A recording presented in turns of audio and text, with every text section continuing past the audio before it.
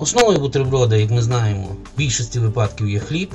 Звичайно, це можуть бути булочки чи якісь батони. Додаємо до бутерброду продукти різні, але в першу чергу потрібно нам звернути увагу на те, що вони повинні поєднуватись по своїх смакових якостях. Як це відбувається поєднання, ми вже будемо говорити на наступному уроці. Бутерброди ми їмо практично кожен день. Пригадайте собі, на сніданок що вам мама готує? Звичайно ж, бутерброд. Що вам дають до школи? Також бутерброди.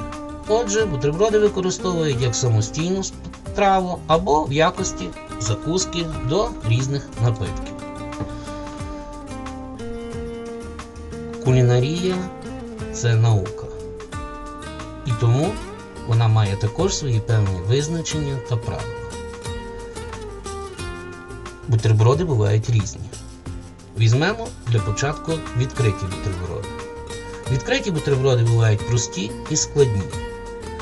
Сама назва нам говорить про те, що до простих бутербродів ми можемо віднести ті, які мають в собі тільки один або два продукти, а до складних ті, які мають в своєму складі 3, 4, 5 і так далі складових частин.